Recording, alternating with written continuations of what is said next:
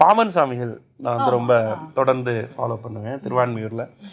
அப்போது பாமன் சாமிகளுக்கு எனக்கு நிறைய மிராக்குலஸான விஷயங்கள்லாம் நடந்திருக்கு. அதில் வந்து அதனால தான் அந்த கனெக்டே அவருக்கு எனக்கும்.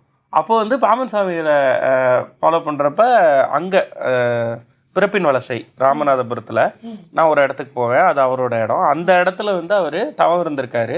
இதுதான் சரியான தவ காலத்தில் தான் நம்ம பேசுகிறோம். இந்த டைமில் தான் அது.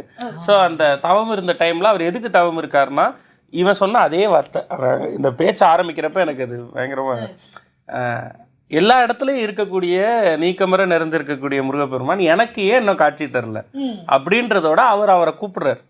நான் உங்களை ஏன்னா அவரை சுற்றி இருக்க எல்லாருக்கும் நல்லது நடக்குது அவரால். அவர் அற்புதங்களை நிகழ்த்துறாரு, அவர் வீட்டுக்குள்ளேயே நிகழ்த்துறாரு. ஆனால் அப்போ இவர் இருக்க மாட்டார். இப்படியெல்லாம் நடந்துட்டு இருக்கப்போ பாம்பன் சாமி ஒரு இடத்துல போய் தவம் இருந்து முருகப்பெருமான் அழைக்கிறார். நான் பார்க்கணும், நீ சொன்னால் நான் இங்கே இருந்து வரேன் அப்படின்னு சொல்லி போய் உட்கார்றேன். ஸோ அது அந்த கனெக்டுக்கு சொல்கிறேன். இவனும் அதனால